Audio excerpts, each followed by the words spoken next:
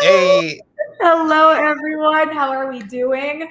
I am joined today by a lovely human being for the last live show of the Thorns and Roses-A-Long. A little bit late, but better late than never is the saying. So we are here to discuss A Court of Silver Flames by Sarah J Maas, the book that broke all of us and made us cry. Gavin has the prettier dust jacket.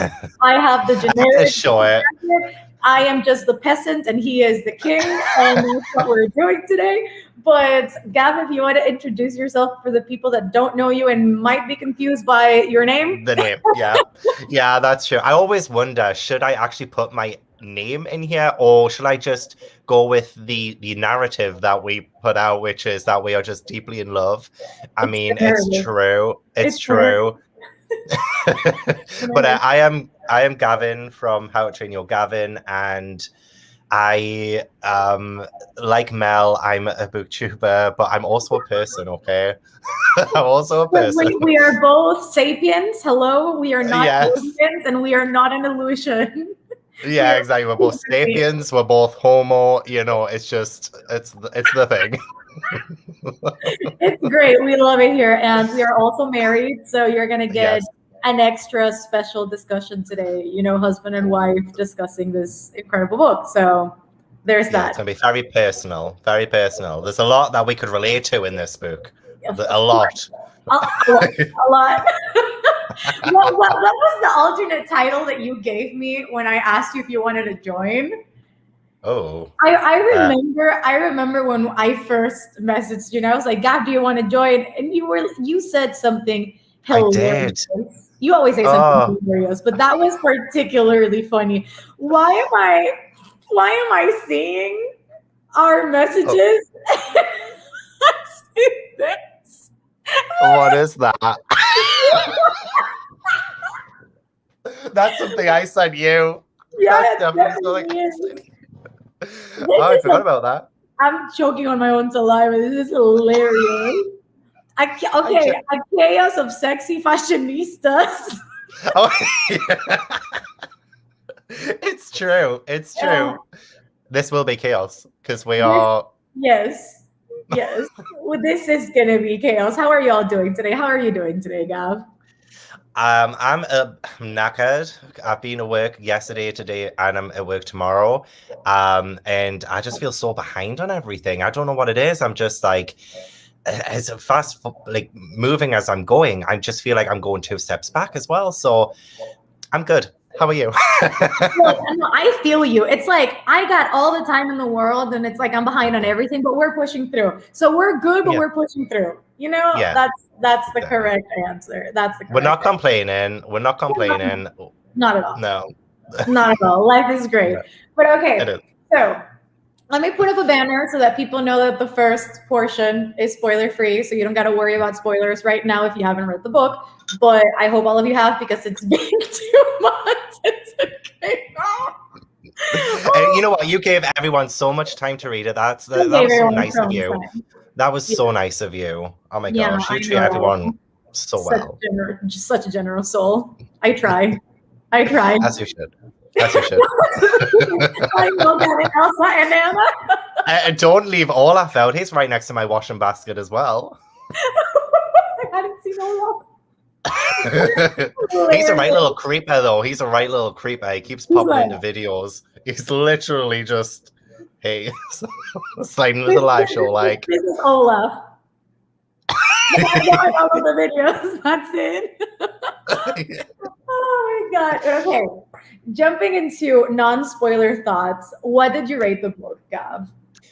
I gave it a 4 stars. It was a solid 4 stars. And when I originally read it, I thought, like, this is definitely one of the best Sarah J Maas books I've read. But I feel like a lot of that was to do with, like, the technical side of it. Like, I feel like she's come so far as a writer.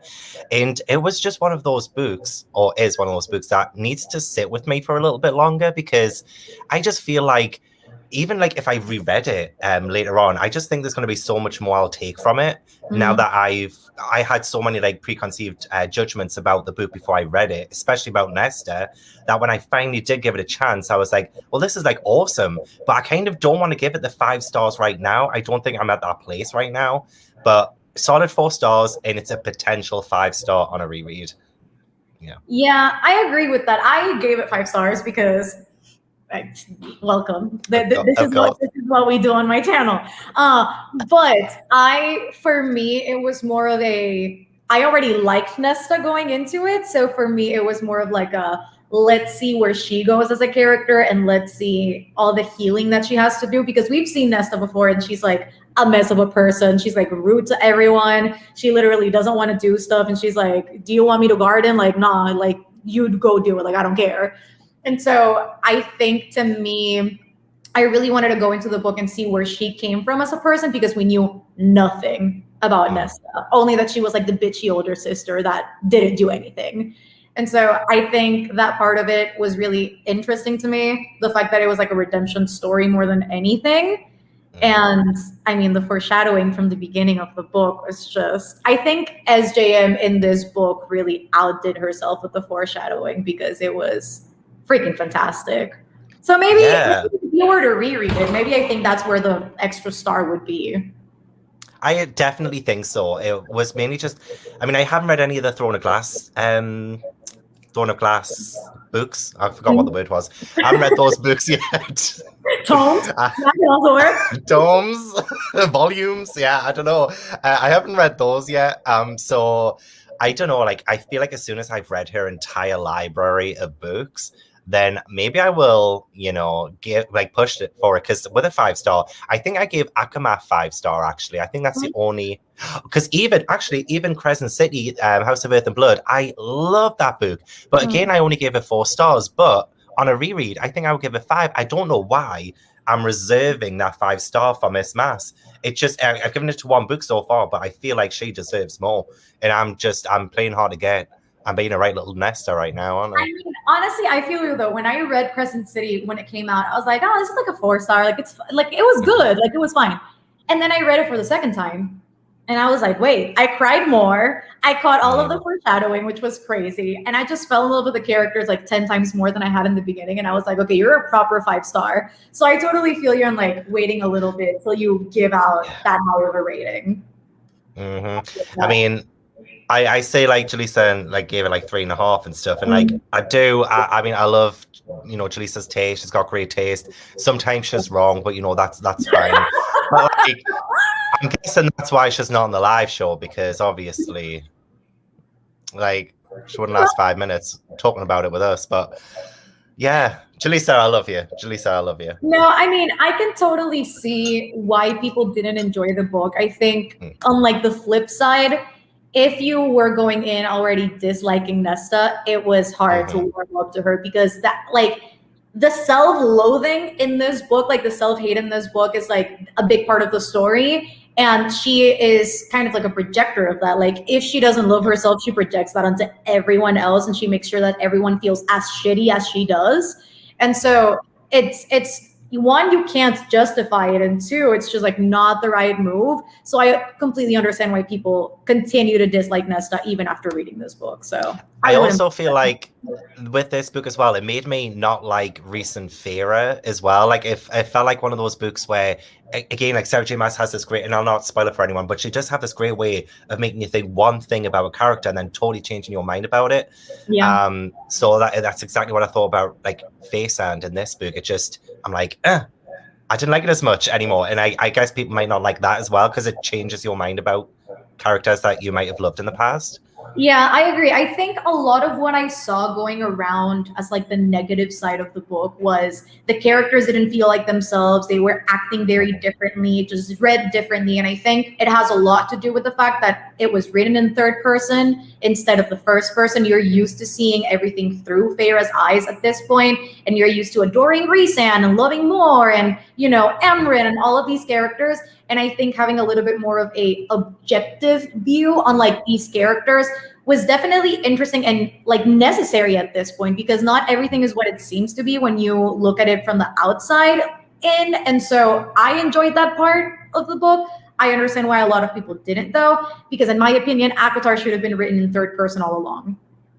So I agree. So that's like my opinion on that. And also the series is unfinished. There will be 2 more books and I think 2 more novellas. So there's still plenty of ACOTAR to come. So it's not the end yet.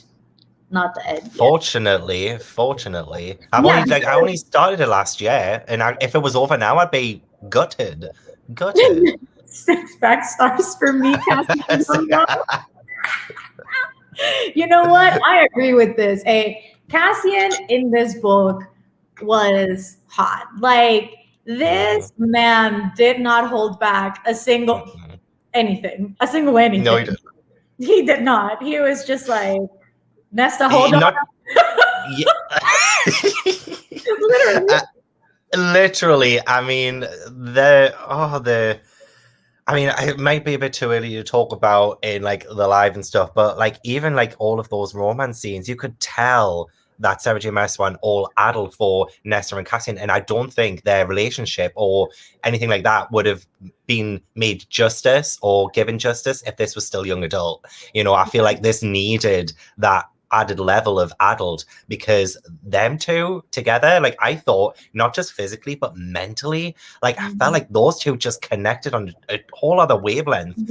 And oh my gosh, like, and those are like, and as we said before, we can't really remember a lot of our thoughts and feelings about this book, but one thing I definitely knew for sure was that I definitely liked Cassian and Nesta together more than I have with any other character so far.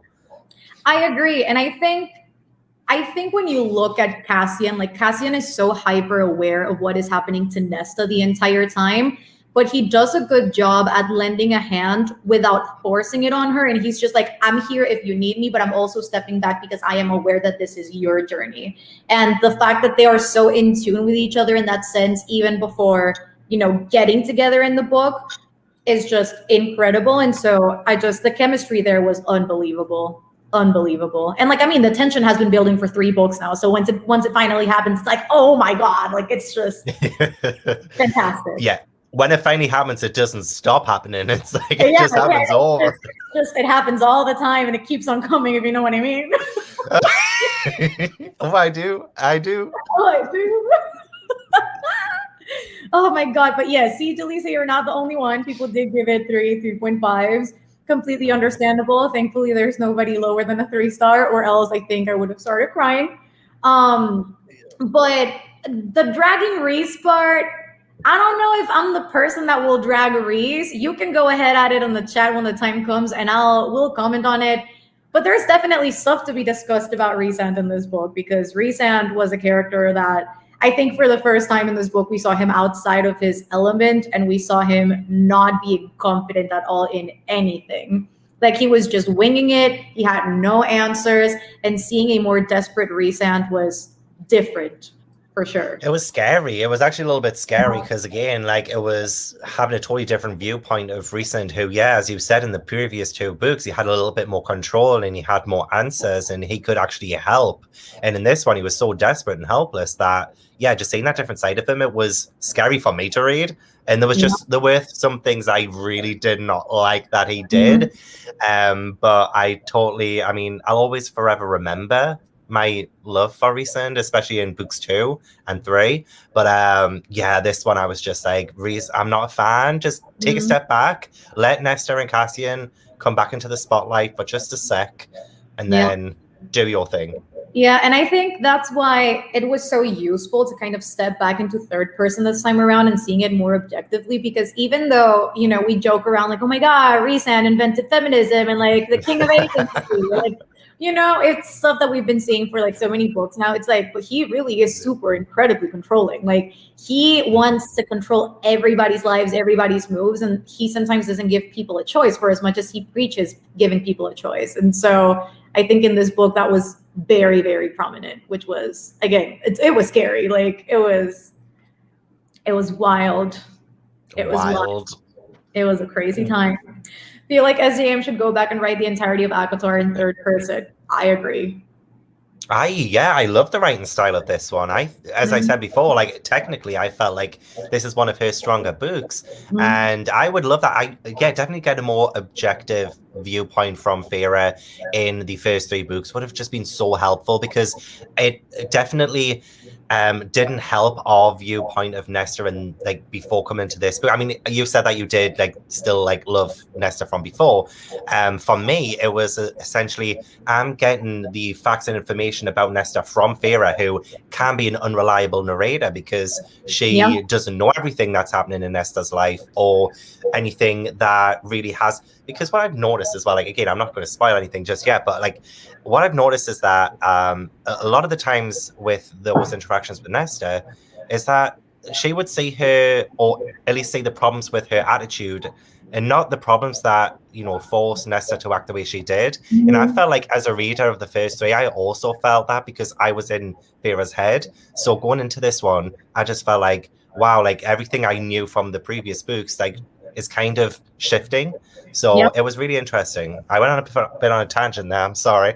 No, but I totally see that because I feel the exact same way. I think the reread of all four books, including the novella, was like so helpful for me because I obviously like held these books in like such a high esteem because I was like, these is my favorite series. And then once I went back and reread, I was like, the third book's like not my favorite at all. Like that third book was a mess. And then the novella just, it was another mess. And then with this one, it's like, I wonder, just like you, if we had gotten third person all along, maybe even our view of Tamlin would be completely different. Because again, we know that we hate Tamlin for obvious reasons. Like he definitely did not act his best. But I wonder if we had gotten a more objective view, would we still feel the same about Tamlin? And so I think it definitely would have been interesting to explore the world in general in third person. Also because in regards to world building and plot, not the best books. We know that they're very character driven. So maybe third person just would have been the move all along. 100%. And I also feel like why I didn't give it 5-star was mainly plot in this one. A lot of it was foreshadowing for things that I'm quite excited to see in the future. But again, that's fine for me because as you said, character driven. And we mentioned this before as well, like we don't read these books exactly for the plot, but mainly for the characters. And in this one, definitely like all that smut. So it just got to a point where I was like, okay, nothing's really happening, but I like to see the journey that Nesta's going on, as well as even Cassian as well. So yeah, and I think this comment made by Ellie, I think this is what makes the book so strong. Like the talk about friendship. I just like Emery and Gwyn and Nesta. It's just like all of them. I did not expect the book to take that route.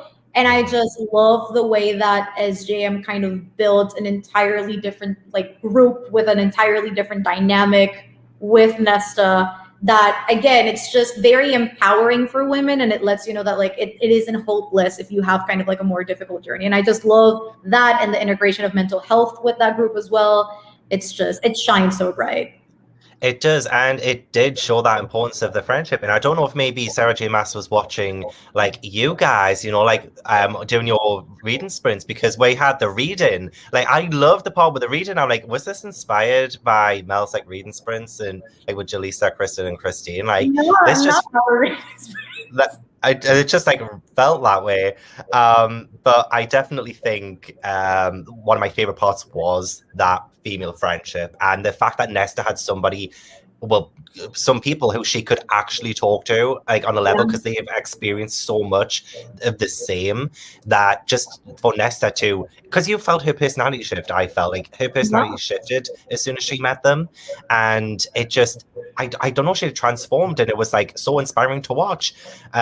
So yeah, I definitely agree with that as well. All of this live show is going to be just us like agreeing on stuff in it. I love it. Like a good married couple. Yes. But also, yes, I was ready to throw hands with Amren for the entirety of the book. Amren was truly one of the most frustrating characters in this installment. There's just so many things with Amren that I'm just like, you need to sit down and shut up before you catch them hands. Literally. I don't want to spoil anything because it's like very big.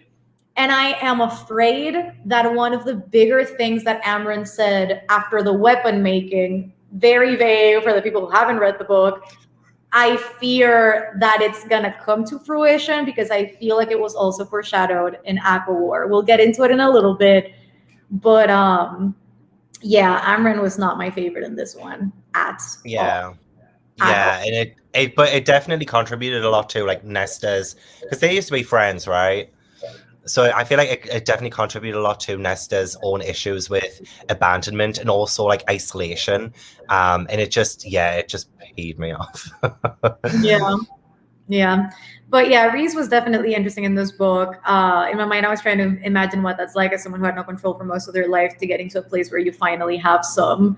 Yeah, the Rhys situation I don't know, because I think his situation is very interesting in the sense of like, he grew up in a very complicated environment, I guess, and then he's used to getting his way every single time, and now he doesn't.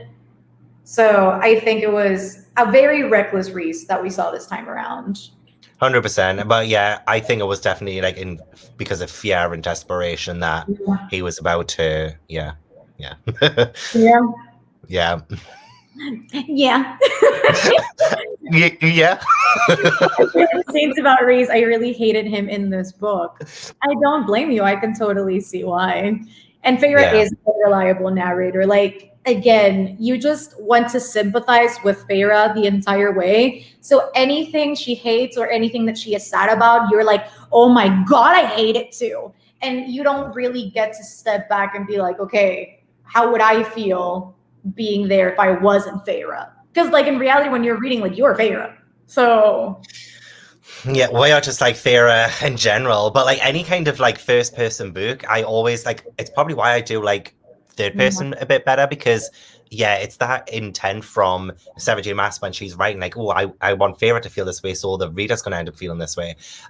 So I definitely think first person, like I do like it every now and then though, because it's like, it's great because it's a lot more personal, a lot more intimate, and I feel like this book probably still would have been great if it was in first person, especially because it's like from Nesta's mind, and it would have just been so great to have really dived into it. But I felt as well this book didn't really need that for us to feel it. I felt like Sarah J Maas tackled issues that were so topical and so like so many people can relate to that she didn't need to do first person for it. We could just feel it from that third person narration. Yeah, and I think, I mean, again, her third person narration just shines so much, which I think is why Throne of Glass like ends up being stronger as a whole series than ACOTAR is, and why Crescent City like instantly like people just made a connection to that book. Same with this one. It's like you don't need to sympathize with the main character through first person in order for you to understand what is trying to be established in conversation. So there's that. But also this, every time I mention this, people say, no, Mel, we don't want it. But I do want something with Tamlin, because Tamlin has been done dirty time and time again. And like, I'm a firm believer of that. Like, yes, Tamlin sucks, but I do believe that he has the best intention at heart. He just has pure like execution. Like he just doesn't know how to execute what he's trying to do. And that's why he ends up like literally fucking up time and time again. And so I kind of do want to see not necessarily a redemption story, because everyone is like, you know, everyone has that arc in this book. Like nobody's truly evil. But I would have liked to see kind of more of Tamlin's headspace, because Tamlin is shattered. Yo, we see Tamlin starting in ACOSF as like, in this book, he's a full-blown beast, y'all. Like, he's a freaking, I can't. I agree. No, I agree. We don't need redemption, but we just probably would just want more understanding, I guess, just to see what his intentions really are, because all we're seeing, as you said, is him fucking up. But again, it's because we're getting a narration from other people. Like he's like disconnected from us as readers because he's seems to always be on the outside, and I do have the slightest bit of sympathy for him, because we see it from Nesta as well when she is ostracized and left out, like how damaging that is for her. Like, and again, Tamlin has done some really awful things, but like again, like I feel bad for him as well at the same time, and it's just I need to get over this feeling of feeling bad for him, and the way to do that is if I got more understanding about him. So yeah, like that's what I want as well. I would love a little, maybe I mean, we might not need a full novella, but just like some kind of thing from him, because at the minute, yeah, I just feel like he's being done dirty. Yeah, But he's very interesting. He's very interesting. Though. Yeah, he really is. And I think because we're going to get like a whole other like second trilogy starting with ACOSF, I think it'd be really interesting for like the last book to be kind of a third person, but you jump around characters, and maybe Tamlin could be one of those third person POVs that we get in the last book in the series to kind of see where he's at. Because the reality is we've seen him through Feyre's eyes, and then we kind of hear his story from Rhysand's perspective, but we never truly hear anything from Tamlin. We don't really know what his motivations are as a character. And I just would like to see that from his perspective rather than being told by someone else that doesn't necessarily understand him. And I think we do see that. I think it's in ACO War where Rhysand, for the first time, he's like, I think, or maybe it's in this one, I don't even remember anymore, where Rhysand literally tells them, like, I think we've been too harsh on Tamlin, and we just haven't, like, we just don't want to see who he is. And when are we going to see that? So, yeah. Sarah J Maas, we know you're watching, Sarah, so just let us know. Hit us up. If she would, I would be peeing my pants. But I know she ain't. Maybe. Well, you never know. You never know. Oh my God, could you imagine doing an interview with Sarah J Maas on your channel, Mel? Like, that would be...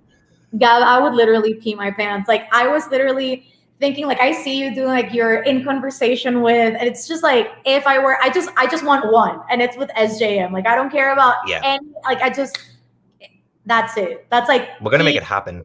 Like, oh my God, I wish one day. One day. You just have so many great thoughts about the book, though, is the thing. Like, I feel like you would be able to get some great conversation out of her. Like, why did you do this? Like, why haven't you done Tamlin any kind of good, like, recently? Like, what's going on, Sarah? You'd be on it. Look, I just want to get drunk with Sarah on a live stream. That's all I want. That's all I want. But I do agree that maybe that was the intention, to just break the image that we had, like the perfect image of like Prince Charming, like he saved Feyre, and now he's like, you know, he can't do no wrong. So I really, it could be the intention. I hope it was, because I really liked it, kind of breaking outside of that. This is why this is my favorite book. It just wasn't about Nesta and Cassian. That was her growth, friendship, and the love. It was a full story. I don't know if I was reading too deep into this as well, but especially with the amount of sex scenes there were in this, especially because in the past, obviously, like Nesta had been like sexually abused as a human, and she was like kind of like sleeping around to get her agency back almost. And have I already mentioned this?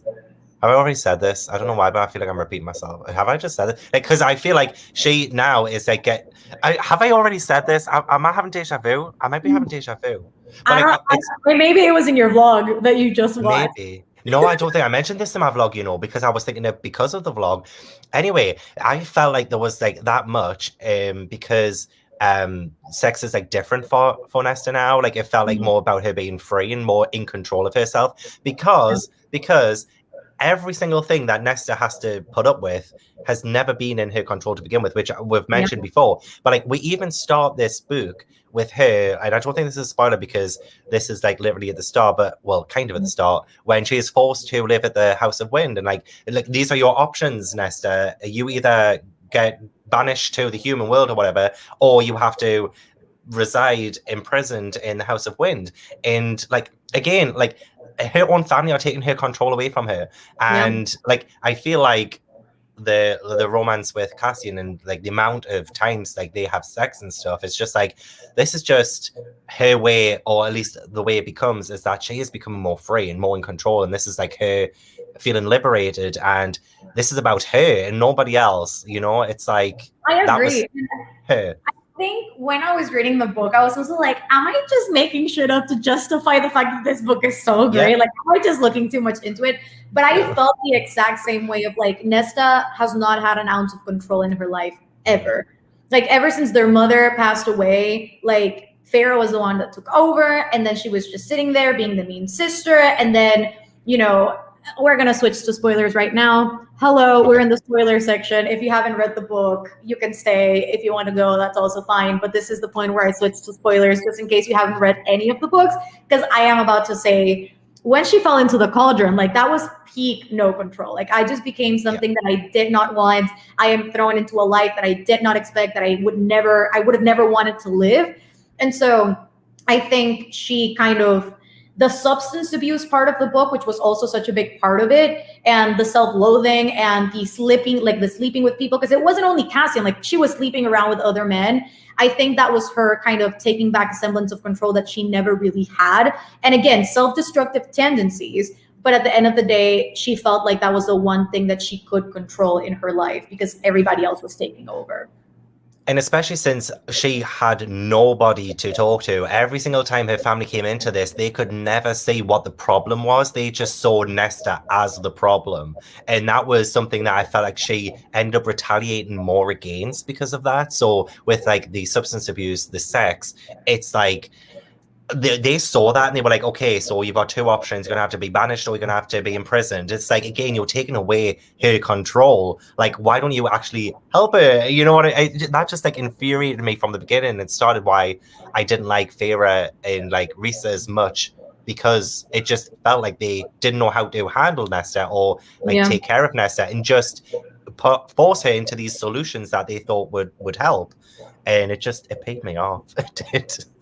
Yeah, I mean, I don't think you're the only one, Jaleesa, that felt like, why are you doing this, Nesta? Like, I think that's just a constant with her character. She's just like frustrating. I think I was like on the flip side of like, maybe I'm just looking too much into it, but I was like, damn, Nesta, you go off, sis. But yeah, maybe it's because I was just, again, over analyzing everything that was happening. I feel like I'm doing the same thing with like the reason why there's so much sex in it. Like, I feel like that was just Sarah J Maas being like, she just loves to write sex scenes, probably, and that's fine. But I felt like I just wanted to give it a little bit more meaning. So I was like, yeah. Also, evil Elain, that's an interesting one. I feel like I just want to see Elain not in a garden for once. I just want her to do something for once. And so this is where I come in and say like Elain is also a character that has been done dirty like time and time again. Like she has been given no personality, and I just hope that it's done with a purpose. And I just hope that at one point we kind of see her shine and do her own thing. I don't know exactly how and when that's going to happen. I don't know if there's going to be an Elain book or if Elain is going to be a part of the Azriel book. I don't know, because after Gwyn entered the picture, I'm like, do I want like Azriel with Gwyn or do I want Azriel with Elain? It's like, what do I want? I don't know. We never know with the Sarah J Maas, because usually what we want sometimes doesn't even happen. But I would love to see Gwyn, Nesta, and Emery. Emery. I would love to see them, because wasn't there like talk of like Valkyries and things as well? Like I would love to see like those just like take on the wall, like on the world. Those three and the house. I'd love to see the house take on the world and just like kick butt. I want those. Thank you. I just want the house to be like House Moving Castle, and like just the house moves. Yeah. Or house with chicken legs or something. Yeah, exactly. That house had so much personality, so much character. One of my favorite characters, actually, when it wanted Nesta to read those favorite books, and they were like all smut books. Honestly, like. Okay, but wait, look at this. This was the last time you'll be able to see. I'm not lying. This is the last time I updated my notes. It was February 22nd at 5:54 p.m. And I literally have ACOSF Liveshow favorite character, the house, LOL. The house is everything. The house. Everything. Yeah, I agree. But also this, like, I think Tamlin is in a similar position to Feyre, where like he has been through so much and he has never gone on like a redemption arc again. And I don't mind not seeing one, but I just like to see him kind of to just understand him, honestly, because like I don't even know where he comes from. There's just so many toxicities, so much toxicity that comes with like Tamlin that I just like to see where that emanates from. So yeah, I think definitely SJM's fault. What am I saying? SJM's fault, because I think in order for us to fall in love with Rhys, she made Tamlin unlikable. And then for us to fall in love with Cassian, she made Lucian unlikable. And that's the part where I had a lot of issues with both of those like friendships and relationships. It's like, yes, I love all of these characters, but I just wish she wouldn't have painted these characters in a negative light to kind of raise these ones up. Yeah, she shouldn't have had to have done that. You know, we should be able to like a certain character because of their own actions, their own kind of things. And yes, Rhys does things to be likable, but also, like, yeah, you didn't have to tear Tamlin down to give Rhys a higher platform and, you know, to be the most beloved character in Sarah J Maas world. Yeah. Also, I agree with this. Like a multi-POV finale like Kingdom of Ash would be incredible because there's so many moving parts in that last book. I would really like that here. I would really like that. Yeah. I'm so interested in reading that as well. I really am. You'll love. It's incredible. Smut, not there, but like everything else is just fantastic. It's fine. If I want Sarah J Maas smut, I'll reread Silver Flames. It's so good. I really felt like I was watching a porno, I'm not gonna lie. It was a lot. Did I pick up the right book or what? Yeah, I was like, damn. Like I literally picked up the book yesterday and I started sifting through it. And when we get to that one scene, and he's like, nah, man, he's holding back. I just really want him to go in there and ram into me. I was like, damn. No. I was like, Nesta says she be dirty. But also, I mentioned this in my ACOSF live show. I really feel like Tamlin's full circle moment would be like him sacrificing himself for like Rhysand or like Feyre or maybe even their child. Like, I think that'd be like again the ending of Tamlin. I really wouldn't mind it. Oh my god! For some reason I had a Breaking Dawn flashback when Bella has her baby. Oh, sorry, Breaking Dawn spoilers as well in this. I'm sorry, guys, but and then oh yeah, but this is about a totally different book. So I hope you guys don't mind. But like, and when Jacob imprints on the baby, like, and I just feel I don't know why, but like. Maybe, yeah, with Tamlin, he's not going to imprint on the baby, of course, but like maybe he will die protecting. Like, there's going to be some kind of thing where he will. That I don't know why, but my mind just automatically went there when you said about like sacrificing himself for either them or for the baby, and it's going to be like he's going to be dying very slowly, and Feyre's going to be like, "I'm so sorry, like I misjudged you all this time. You're really a great guy," and then he's dead. That's probably what's going to happen. Yeah. Yeah, I honestly would be happy with that ending for Tamlin after obviously understanding him. Because I feel like what else could you do with Tamlin's character at this point? Like you've used him as like literally the punching bag of the whole series. Like just at this point, just let the poor guy die. Like or give him a happy end. Let him get married off with someone. Yeah.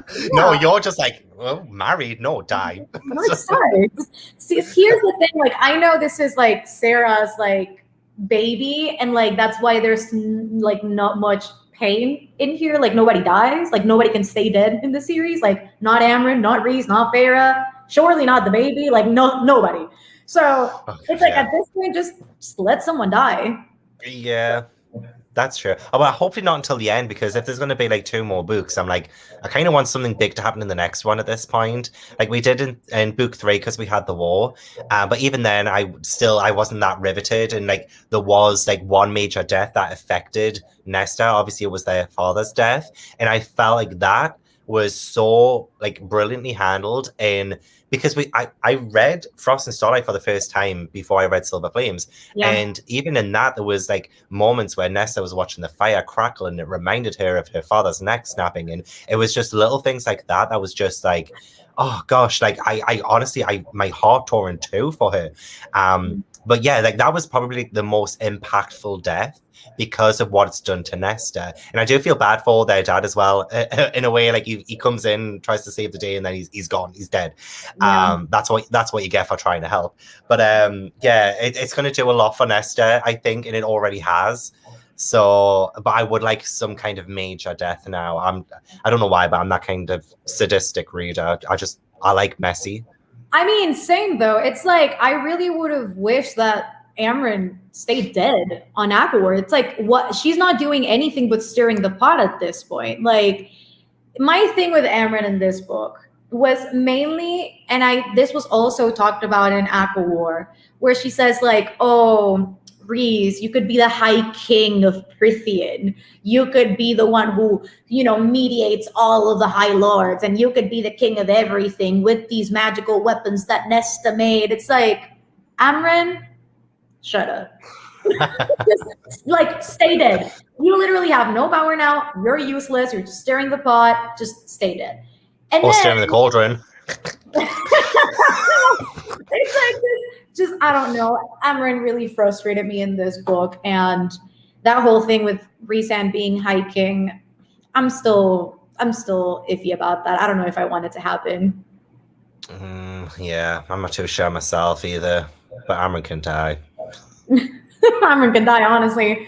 I do agree that her family did take her control away, and they gave her the ultimatum, which I did not like. Yeah, I think that was really because with Feyre, it's like we're gonna sweet talk you into wanting to get better, and we're going to give you a choice, and we're going to give you the agency, and we're going to give you all of the tools that you need. And with Nesta is like, oh, so you either go back or we lock you away. It's like, where's the choice there? So everything that you've been preaching before is not applicable to your sister. So I think that was kind of SJM trying to portray Feyre as the high lady instead of the sister, and kind of in a position of power now, but I still didn't like it. What I don't understand as well is why, because a lot of it felt a bit like bullying, especially from Feyre. I'm not gonna lie, with Nesta and Feyre, there was the moment with the portrait at the start, and Nesta just wasn't in any of the portraits, and she was purposefully left out, and I was like, but why? She is her sister. It doesn't matter what beef they've had in the past. She is the only family member who wasn't portrayed. Why? And that felt really in her face almost. And I'm just like, if you really want to make Nesta feel that low, you're purposefully doing that to her.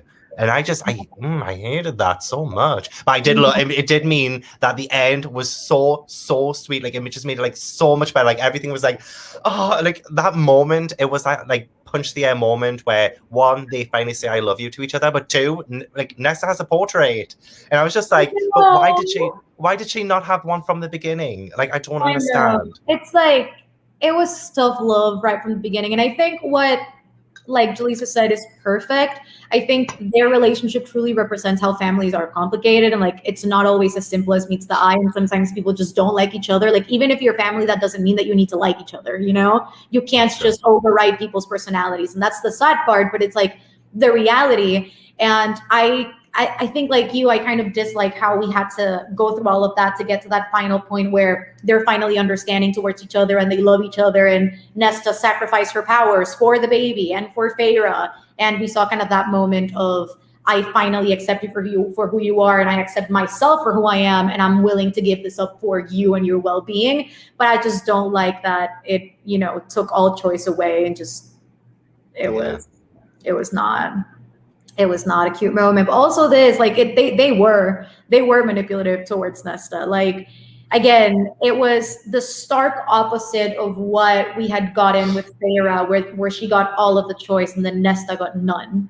And so I think, I mean, they truly just went in with preconceived notions of she was horrible to Feyre and she's the bitch to everyone and she never wants to do anything, so we're going to treat her the same.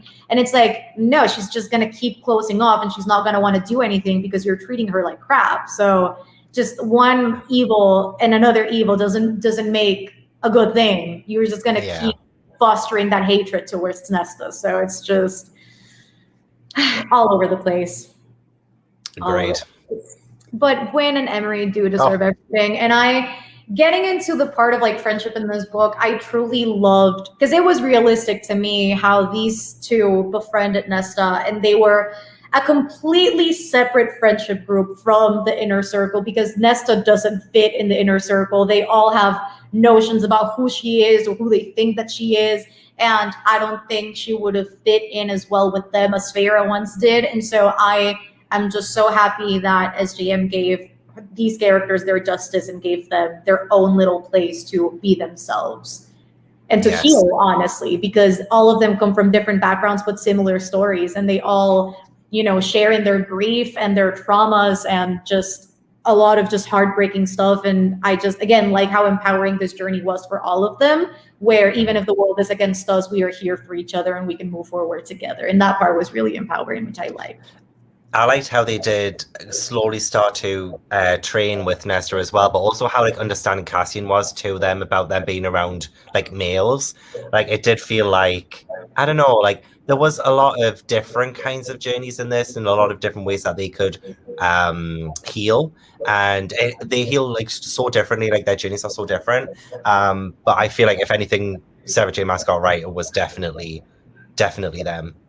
Yeah, I agree. Also, I just saw this, and I think this is also true, but I think with the writing portion of it, I just would have loved to see more Elain, because at this point, she's just like the background sister. It's like she isn't really doing much. So I would really like her character to have some sort of justice, because there has to be more to Elain than meets the eye. She's not only like sunflowers and seeds. You know what I mean? So there has to be more. I want to know why her and Nesta weren't as close, because after their ordeal with the cauldron, like they've just went through the exact same experience, and I would have thought maybe they would have relied a little bit more heavily on each other.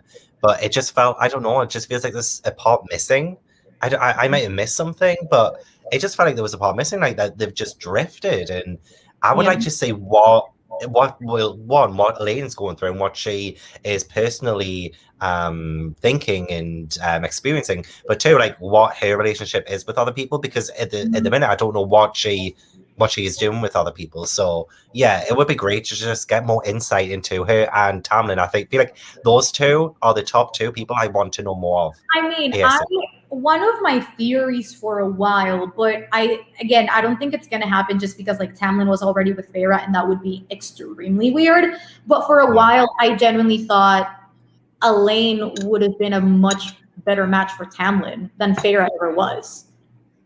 Like, I just think, like, when you think about like spring and you think about like, again, like softness and just caring, that is what Elain represents. And so I kind of would have liked to see that, but I do agree with you. Like, we do need to see more Elain and like where she comes from, because I think Elain in book 3 was so broken. Like, Elain truly like didn't like, she was heartbroken. Like, she was about to get married. She was in love with this guy. Suddenly she turns into Faye. She's thrust into this world. Suddenly she can see the future. And it's like, there's so much that was kind of weighing down on her. And suddenly in this book, we see her be all happy and like preppy and go lucky. Like, oh my God, I'm cooking you lunch. And like, I have my garden and it's all like so pretty. And it's like, but how did we get there? We don't know that. Yeah.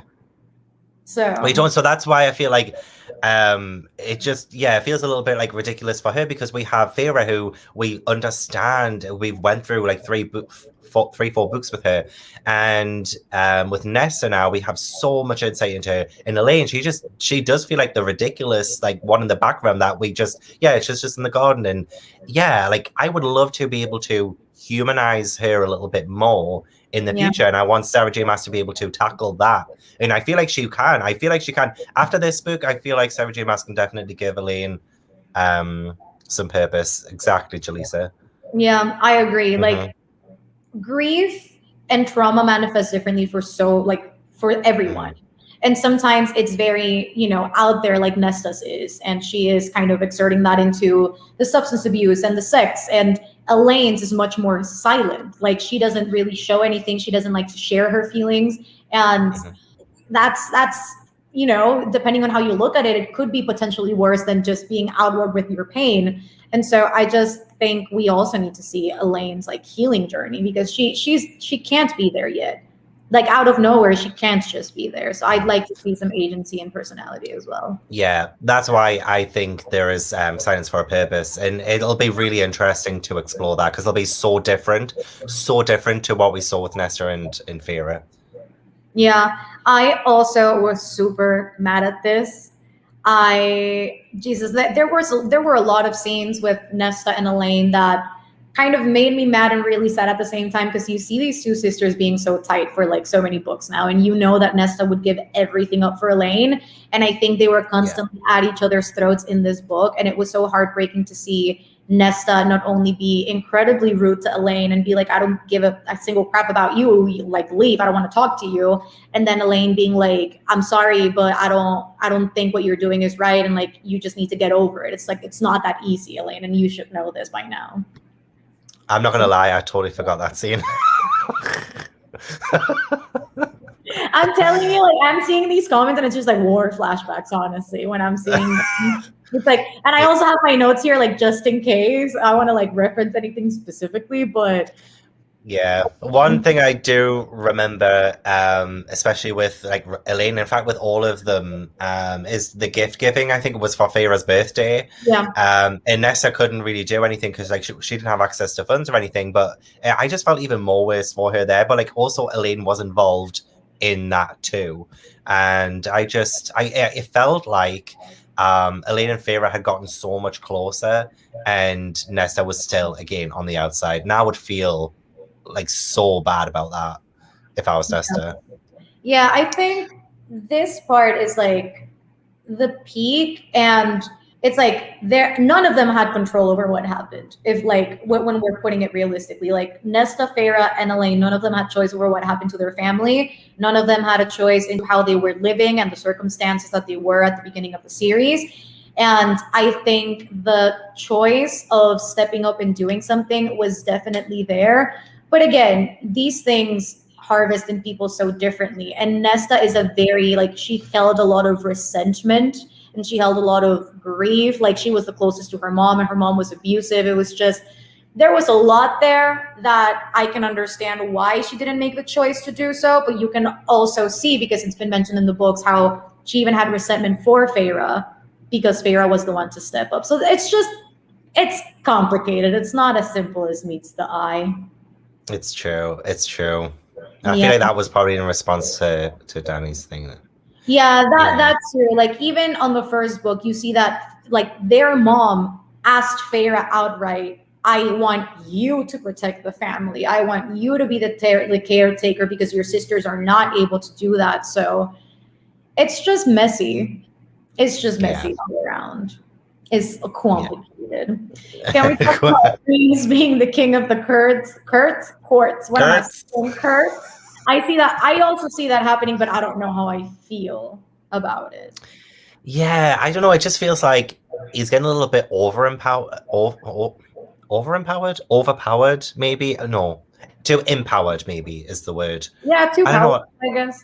Yeah, too powerful, and it just feels like I'd rather see somebody who has like struggled a bit more to maybe get that. I don't know. Like, I don't think Rhys getting that would be too much of a challenge, and that's probably why I don't want him to have it. The best people to be in charge, to be king of the courts, is somebody who doesn't want it, because I feel like that power could probably end up going to Rhys's head as well. I feel like that would also change the dynamic with Feyre like very dramatically too, and they have a baby on the way too. So, well, no, the baby's born. Sorry, yeah, they do. Yeah, I'm still living on page 507. Okay, so like that, he needs to be there. Like I feel like that would pull him away from everything, and I would just rather a character who doesn't want it to have it. I also feel like it's literally the most obvious choice. Mm-hmm. It's like, obviously, like, he's the most powerful High Lord, and then Feyre as the first High Lady. And so it's like the most obvious choice to make. And now that I think about it, how interesting would it be? People are going to give me shit in the comments, but how interesting would it be if it was Tamlin? How interesting would that be? That would be so exciting, and that's why I don't think Sarah J Maas would do it. I know. But I want her to. I would love to say that. I want anything that's going to shake the status quo, because I think if Rhys becomes, king of the courts, that will not shake. I don't think anything would like change other than his personal like life. Everything around that is just probably going to stay pretty much the same. I want somebody to come in and shake it up. And Tamlin will definitely do that. I see Dany's shouting no, and Jalisa, but yes. If you want some excitement. I honestly feel like that would be incredible. Like, if Rhysand was like, I don't want to do this, but I know who can do it. And then he's like, Tamlin, you need to snap the fuck out of it, man. Like, wouldn't that be good? Yes, it would. The drama. Just think about the drama, everyone. Like, if you're against it, just think about the drama that would have. Yeah. And would be loving it. Yeah, I'd be eating all of it up, honestly. Oh, same. It would make it like a 5-star read just automatically because I love it when things get dirty. And oh god, I can just imagine the tension that's going to happen from that. Yep, I know. Why did Nesta and Feyre's dad wait so long to try to be a good father and trying to help when he did?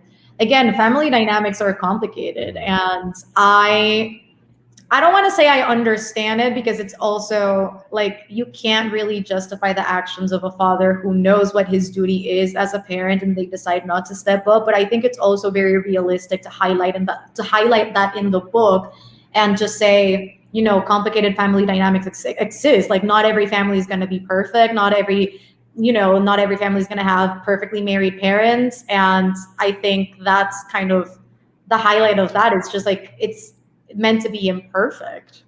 And to quote Descendants 3, it's the stuff about daddy issues make you stronger in that incredible song, Do What You Gotta Do. Like, I feel like that applies here. You know, I feel like with their dad being so broken as well, them not having a really powerful or really strong father figure in their life, it's allowed them to be able to connect with men differently as well. I mean, I have daddy issues, 100%, and that makes me look at relationships differently with men or with even with other people as well, like the way I treat people. And for them to have a father who comes in at the last minute as well, like, can you imagine like that happening? He's been very distant for such a long time, or he doesn't seem like he cares, or he hasn't been the father that they deserve, and then in the last minute they finally get their father back and he's gone. And that is again why Nesta, it feels so damaged, is because, you know, that there was that chance of happiness and it was brutally taken away. And that I feel like that is why like Sarah J Maas did that for that reason. And that's probably one of the few times Sarah J Maas did something like that exciting, but also with repercussions that lasted like for as long as it has so far in this book. And it's been really meaningful. I mean, it's like everything, like parenthood, like being a sister, being a sibling, like none of that comes with a handbook. Like you just figure it out as you go. And the truth is, like some individuals are broken, and I think that was Feyre's dad. Like Feyre's dad just gave up. Like he didn't know what to do. He didn't know how to handle things. He just felt like my fortune was taken away. My wife has died. I now, you know, my leg. I don't know how to provide for my family. And instead of stepping up and deciding to do something about it, he just decided to give up. And sad thing, but it's you know, it's being human. It happens. Yeah, it happens to so many families. So yeah. To respond to Gav about the portraits, again, we only get Nesta's POV. We don't know Feyre's. Yeah, I think in general, like, I mean, we also joke around the fact that Feyre probably doesn't even know how to draw. Rachel, yeah, but when we did the ACOSF live show, Rachel was like, I feel like Feyre is the type of person who says, I know how to draw, but they only draw anime eyes. Oh, like this, like I want to show you, Mel. Hilarious to me. And I think with this, it also like just needed to be done when the time was right and when Feyre had already healed, because she had a tricky relationship with Nesta. And I don't think Feyre would have been able to draw Nesta with like resentment in her heart. This was literally the portraits at the start. Like there was enough, there's enough room right here for Nesta. Okay? There's enough room. I'm cracking up. Amren bringing up Rhys being High King made me so angry. She legit was like, these three women went through all this trauma, was tortured, and have been giving these great powers so that Rhys can be king. That part made me so mad. She's like, Nesta can make these weapons. Could you imagine what you could do with this great sword of power that we haven't seen in thousands of years? It's like, why are you twisting everything to Rhys's benefit? Like, if anybody should bear this sword, is the person who made it or whomever she chose to give the weapon, not because you want power. And so I definitely think Amren has ulterior motives. And I've never trusted Amren. Like, Amren has not been my favorite character ever. And I am scared of what she can do, because at the end of the day, like, she's an ancient being. Like, they don't even know what she is. So, like, she could really step up and be like, all right, I'm going to take over now, and y'all are going to be my bitches. So, like, I don't even know. Yeah, I find it interesting that she would want to give power, like the male the power. Like, what about like the women who are also equally powerful at this point. Like, why is it going to have to shift to a man being the one who, like, why can't we have a Nesta be king? Yeah. Hmm? Yeah. Or anybody She's else powerful. doesn't matter. I'm just tired of Rhys always being like the savior and like the person who like always has to be like the end all be all. It's like, let it be someone else at this point. Like, let somebody else shine. Even if it was Lucian, even if it was Azriel, even if it was Tamlin, like, just make it anyone but Rhysand. Like, Yeah. that's it. Like, they already got the baby. They already served. Like, they both died and came back. Like, they got all the power. It's like, it's enough. Like, enough is enough. Just, They've got their happy ever after now, pretty much. And it's yeah. just like, do we need to prolong that? Like, one of the reasons, like, that I was a bit fed up with this book is that there was that shift for the focus to be back on Feyre as well. Like, I mean, one, we had a birthday, and then with the pregnancy as well. And also when I felt like I hated this moment when it was Nesta who told Feyre that she was going to die. But like Nesta said it, like she shouted it at her, and it felt like, oh gosh, like your sister's about to die, you didn't have to do that. But in that moment, it vilified Nesta and made Feyre the victim again. And I didn't like that. And like, obviously nobody should have kept it from Feyre, especially not Rhysand. Like, that was like, I hated him for doing that. I can kind of see why he did, but that is Feyre. Again, that's taking away Feyre's choice and Feyre's decision, like Feyre's agency. And like these Fays, they have a habit of doing that at this point. But I didn't like the way Nesta was portrayed as a villain for telling Feyre the truth. But Nesta did say it in a way that was like screaming it at her, and I was like, oh god. Yeah, I agree. And I think that also ties in with what Jaleesa is saying here. Like, it's, it's the old saying of like, you can't fix someone who's broken if they don't want to help themselves. Like, you can't really help anybody who is not willing to put in the work. And you see that so many times, like even with the stairs, like the stairs were the physical manifestation of Nesta's hurt and Nesta's pain and Nesta's trauma. And she was never going to make it down those stairs until she healed or until there was something important. And again, it ties back to that like self-loathing and projecting pain onto others, that the one time that she made it down the stairs was to tell Amren off and to basically want to kill her and to tell Feyre that her baby was killing her. And so it's like, again, she is driven by emotion, and that was peak Nesta, honestly. Yeah. I think I mentioned this as well in my vlog. Like, Nesta is such an emotional character, and like, but that was like a great thing for her, I felt, because that just humanized her even more, and it's one of the reasons why I find her one of the most relatable characters in this series, like from anyone. Yeah. And all that emotion, she doesn't really know how to handle it herself. Nobody else does around her, and it was when she was given, again, like the friends and like the freedom to be able to express herself, and with Cassian too, that was when she managed to be able to control her feelings a bit better. And again, some of that control that she had been, what's the word? Neglected? No, that's been taken over. I had a really fancy word in my head, but I don't know how to say it. But yeah, like that was her getting some control of her emotions. Yeah, I second that. And to this, I really want to see more beat her that up. I really do. I really, and I also want more to be with Emery. I also agree with this. Absolutely, yes. Emery and more. Ooh. Ooh. I know, right? Interesting. I've seen illustrations all around, and I think it could happen. The only thing I don't want is a more book. Do not give me SJM, if you are watching. I love you in this comes from a place of kindness. Do not give me a more book. I do not want it. Amen. Don't want it. Just like a side, that's fine. Just a little side character every now and then, but not full on. Yeah. There's more interesting people that we need to know more of. That part. To get it more, we don't need more of more. We want less of more. Less of more. But yes, this, like the way that they used yoga and breathing exercises and reading and just being there for each other. Like, again, that healing journey was everything.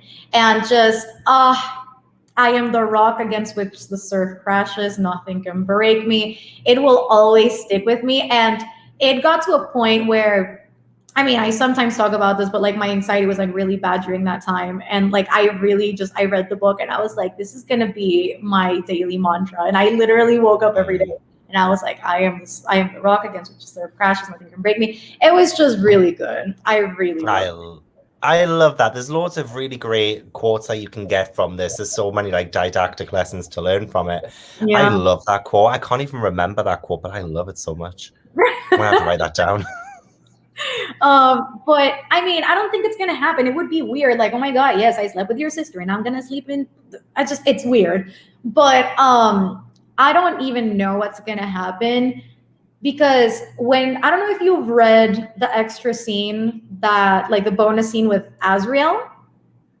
Did you read that, Gav? No? To be honest, I don't think I did. But the bonus one at the end of the acknowledgements, and then wait, there's a bonus scene with Feyre. Okay, yeah, because there's two versions of the bonus scene. Some people got depending on the copy that you bought. One got the bonus scene with Azriel, and then the other people got one with Feyre and Rhysand. The one with Azriel was Azriel. It was after the party where they exchanged gifts, and he was like, "Oh my god, I'm getting hard for Elain." And then Rhysand was like, "Step back. We control yourself." And again, being controlling. And then Azriel was like, "How could it be that the cauldron put 3 sisters and 3 brothers into the world, and 2 out of those 3 sisters are with 2 of the brothers, and I am by myself?" And so after that, we kind of see his shadows recoil when he's talking to Elain, but when at the end he is talking to Gwen, his shadows are kind of looking at Gwen and being interested in kind of stepping behind Azriel and peeping and being like, "We recognize you, we see you, and we kind of like you, and we feel comfortable with you." So I don't know if it's going to be Elain and Azriel or if it's going to be Elain and Gwen. Based on that scene, the fact that his shadows feel comfortable enough to kind of interact with Gwen, I kind of want it to happen. Kind of, I kind of like Resistance, the Resistance in that. That is probably a bit too easy for me if the shadows are interested. I like working in a relationship. It's not going to be easy. So I don't know, but I had no idea about that scene. I got the stupid Feyre and Rhysand one. I didn't want it. I'll send you the scene so you can read it because it was really good. Also, I think Azriel is going to be the freakiest out of all of them, and I'm here for that. Oh, it's not going to be like Jenna Viper's freaky, is it? No, but you never know. He might pull out Shadow Singer and be like, but he in that scene, he was like, "I really just want to pound into this girl." I was like, "Azriel?" Oh my gosh! And that's my type of man. I know, right? But apparently, there's this whole theory. Jaleesa sent it to me when we were reading ACOSF, and apparently, SJM has been kind of saving on her Tumblr a bunch of Sleeping Beauty type of posts, and now everyone is theorizing that Elain and Azriel's story is going to be a Sleeping Beauty retelling, and Elain is going to be the savior, and Azriel is going to fall into some deep sleep, and I'm into that. I like that. I like that a lot.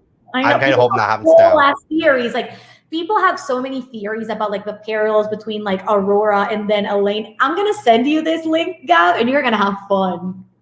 I want to have a time reading that. I think it's actually on the Discord if you find it there. I think it's under Rita. It's there, so the link is I think somewhere in there. Excellent. Yeah. Theory, maybe Elain flipped the switch on Nesta because of her treatment towards their other sister. Maybe she finally realized that Nesta was kind of a bitch and she was like, I don't vibe with you no more.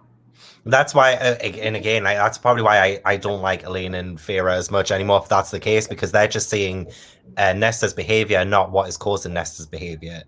And this as we discovered ourselves, earlier, I wouldn't have seen a lot of the stuff that Nesta was feeling if we hadn't have gotten this book. So it's a really good job we did get this book. But yeah, I in the past, I would have totally agreed with Feyre and Elain, because if Nesta was just pushing them away, then obviously she doesn't want the help.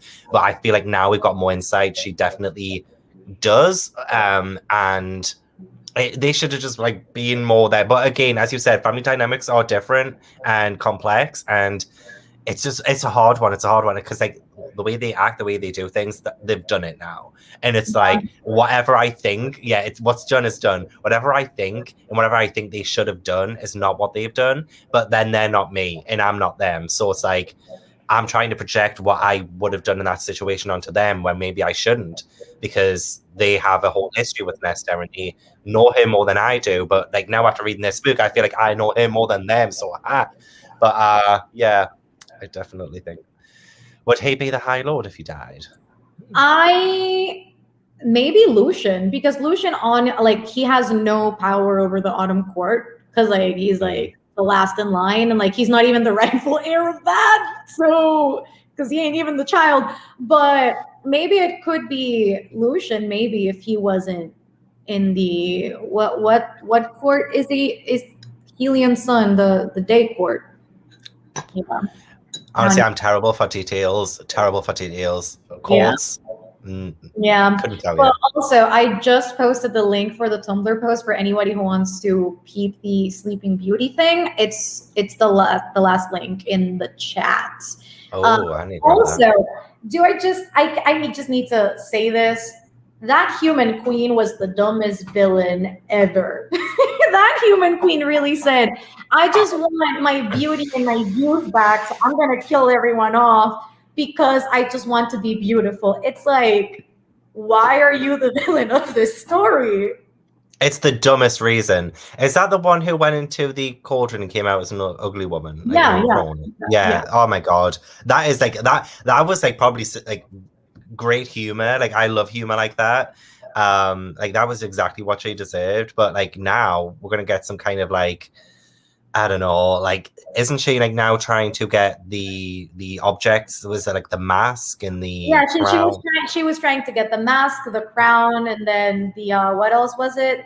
Yeah, there was something else. I don't even remember what else. I just know that Nesta was wearing all of them and she looked ridiculous. Oh, was there like a scepter or something? I think there was. It was just a dumbass reason. I'm glad she's dead. And Koshi for the win. Let's see what Koshi has to bring. God of Death. Bring it on. Bring it on. I think SJM is obsessed with Feyre because she has yet to let another female keep their power. Feyre died and came back with all this power, but Nesta and Amren had to sacrifice everything. Why? Honestly, I hadn't even thought about it in this way, but honestly, yeah. And Feyre died almost twice. So, yep. It's always going to be a Feyre. Even when it's not a book about Feyre, it's going to come back to her, I think. Yeah, I think also because SJM is like so in love with these characters and they mean so much to her, I don't think she could find it in her to just make Feyre suffer. So yeah. And I agree with this. I would be hella bored with Rhys as High King. And Jurian is a human. Well, maybe it would be interesting to see a human as the High King, but I don't think he could hold that for too long because they have to be like, I don't know. Yeah, and the life expectancy too is totally different. Yeah. They'll have to keep changing that. Yeah, and then I guess I do see Lucian. I don't know if he'll end up with Elain though. I don't see. That's the thing. I'm still torn with like Elain, Asriel. I don't even know. But now you mention the Asriel stuff with the Interesting. I know. No, God, even your drama craving ass is not getting Tamlin on that throne. What about watch? What about our two drama married couple for the win? We'll get it to happen. Watch quote us 22. Well, actually, no, we're different time zones. Sunday, 18th of April at 13 minutes past 10 in the UK. And what's your time? 4:13 right now. 4:13 CT. We are seeing. I've already forgotten now. Tamlin is going to be High King. We are seeing that. Quote us on that when it happens. Wait, not Amren being Merlin. This ain't King Arthur. Oh, maybe it could be. Maybe it could be a King Arthur retelling. We just haven't known it. Could you imagine? Oh my God. Oh my God. Nesta would be so good as a queen or high lady. I agree. I agree. I just don't want Nesta now to then in the future her character to recede. you know, like I want this progression to last and not just to be something that happened in one book and now everything's like fine. I Yeah. do want to still see that progression and like the consequences of what's happened in this book to carry over in the future. That's what I want. Yeah, I just think like I don't know if I see Cassian there because like I think Cassian is truly like at his best in the battlefield. Like he knows how to lead an army, but I don't know if he knows his strength. Yeah, but like I don't necessarily know if he would be good at ruling people, especially because in this book we saw that particular thing was his weakness. Like even as an emissary, like he didn't know what to do, he didn't know how to handle people, and he just let everybody walk all over him. So I don't know if he'd be the best fit for like a position that literally everybody would be willing to kill for. I don't know if Cassian would be the best suited for that. I can see Azriel as like a just king. I can see that, but he would need a strong ass person beside him. So, Interesting. More so boring. I think more, it's like we already know everything about more. Like we just need to see more kill some people, and that's that. A novella for more. Yeah. I agree. I agree. Mm-hmm. I agree. Yeah. Mm-hmm. I tried to see what else I wrote down because I think most of it is like already covered about like I guess. Oh wait, the blood right. That crap. Oh. First off, I was bawling my eyes out when we learned the story of Rhys, As, and Cass walking up the mountain and just touching the stone together against all odds. That was the cutest thing ever. And like, we just knew, like, you just knew reading that this was going to repeat itself with the Valkyries. And I just didn't expect it to happen after the sleepover. Like, they just had the most fun, like, you know, like eating and drinking and like doing their yoga and whatever. And they're like snatched up in bed by freaking Devon, whatever his name is. Yo, no. I was mad at that. So mad at that. And then, oh my God, wait, I'm just getting more flashbacks of the book now. It's like my reactions. Freaking Nesta letting them go up the mountain and her defending her friends and sacrificing herself. And that's the moment where she reveals that, like, she finally admits that, like, Cassian is her mate. She's like, because my mate taught me well. Oh, queen shit. Yeah, that was a like punch the air moment as well. This book had a lot of those kinds of moments. Yeah. Can you remind me about the blood right? Is that like the bloody thing that like Rhys and Cassian and everyone won? Yeah, that's the Valyrian ceremony where they have to like kill their way up the mountain in order to earn their ranks as Valyrian men. And that women can't even participate. So like they were the first ones and they ended up on top. They nailed it. Well, it took them a while. What I loved was that it when Nesta's spell was doing the training as well, like she wasn't perfect at that at all, especially to begin with. Like, oh my gosh, it allowed some like really comedic moments to like come through for her as well, and that connection with her and Cassian. And yeah, like I just seeing her not be perfect at that was just it was great. Like a total learning experience for her. Yeah.